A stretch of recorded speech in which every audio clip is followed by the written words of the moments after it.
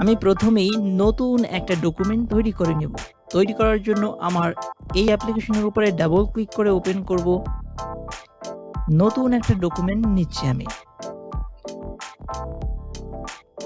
আমি এখানে কিছু ডেটা ইনপুট করছি।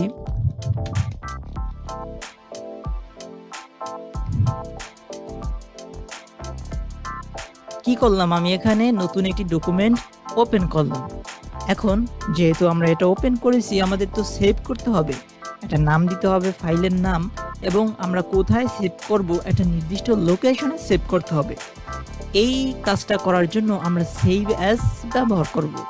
এজন্য আমাদের ফাইল মেনুতে যেতে হবে। এখানে যাওয়ার পর আমরা সেভ অ্যাজ অপশনের উপরে একটা ক্লিক করে দিব। আমাদের ব্রাউজার উপরে একটা ক্লিক করে দিব। এখন দেখেন এখানে আমরা কি কি করতে পারি। আমরা কোথায় রাখবো সেইটা আমাদের এখান থেকে সিলেক্ট করতে হবে। আমাদের ফাইলটা থাকবে হচ্ছে ডকুমেন্টসের মধ্যে। ফাইলটার নাম হবে মাই ডকুমেন্টস।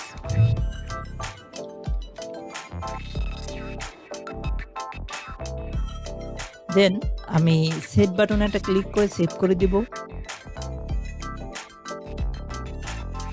আমার এই ফাইলটা কোথায় আছে? ডকুমেন্টসের মধ্যে, এবং ফাইলের নাম মাই ডকুমেন্ট, রাইট? তাহলে আমি নতুন একটি ডকুমেন্ট তৈরি করলাম এবং একটা নির্দিষ্ট স্থানে এটা সেভ করলাম তার নাম দিয়ে। তাহলে আমরা বুঝতেই পারছি যে সেভ অ্যাজের কাজই হচ্ছে একটা নতুন ডকুমেন্ট তৈরি করার পরে সেই ডকুমেন্টের একটা নাম দেওয়া এবং নির্দিষ্ট লোকেশনে সেটা রাখা। তাহলে সেভের কাজ কি? সেভের কাজ, এখন আমি যদি এখানে বাংলাদেশ লিখি, লেখার পরে আমি যদি এই ফাইলটা ক্লোজ করে দিই এখান থেকে, দেখেন আমাকে একটা ওয়ার্নিং দেখাচ্ছে যে বলতেছে তুমি যে লেখাটা লিখেছো নতুন, সেটা কি রাখতে চাও? যদি রাখতে চাও তাহলে সেভে ক্লিক করো, যদি না রাখতে চাও সেক্ষেত্রে ডোন্ট সেভে ক্লিক করো। তাহলে আমরা যদি এখন এখানে রাখতে চাই তাহলে সেভে ক্লিক করে দিলে ফাইলটা ক্লোজ হয়ে যাবে এবং ওই ফাইলটার মধ্যে বাংলাদেশ লেখাটা থেকে যাবে। ডোন্ট সেভে যদি ক্লিক করি তাহলে এই হ্যালো ওয়ার্ল্ড লেখাটি থাকবে, বাংলাদেশ লেখাটি থাকবে না। যদি আমরা সেভ বাটনে একটা ক্লিক করে দিই তাহলে আমাদের এই ডকুমেন্টে আপডেট হয়ে গেছে, হ্যালো ওয়ার্ল্ডের সাথে বাংলাদেশ লেখাটা আপডেট হয়ে গেছে। এখন যদি আমরা ক্লোজ করি তাহলে আমাদের ওই ওয়ার্নিংটা আর আসলো না। আবার যদি ভিতরে যাই,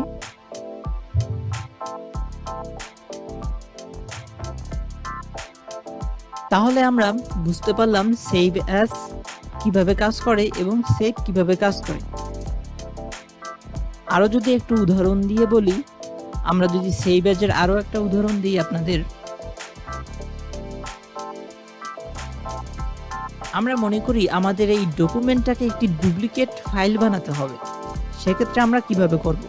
এই কাজটা করার জন্য আমাদের সেভ অ্যাজের ব্যবহারটা করতে হবে।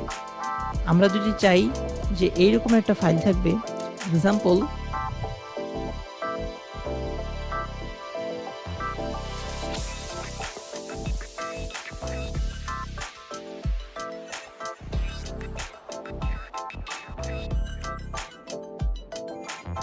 আমরা যদি চাই যে এই ফাইলটা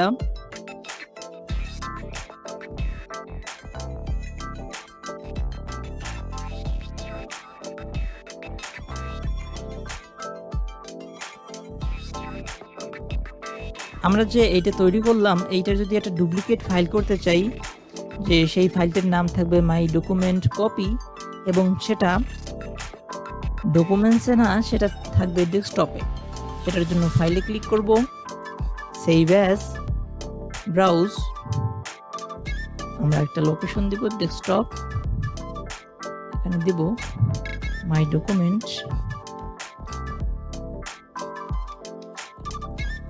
কপি, সেভ। তাহলে দেখেন এই ডকুমেন্টের নাম হলো মাই ডকুমেন্ট কপি, এটা হচ্ছে ডুপ্লিকেট। তাহলে আমরা এটা বুঝতে পারি সেভ এবং সেভ অ্যাজের মধ্যে প্রধান পার্থক্য হলো সেভ একটি ফাইলকে আপডেট করে এবং একটি সেভ অ্যাজ নতুন নাম বা অবস্থানে একটি নতুন কপি সংরক্ষণ করে। আশা করি এই টিউটোরিয়াল আপনাদের জন্য উপকারী হয়েছে।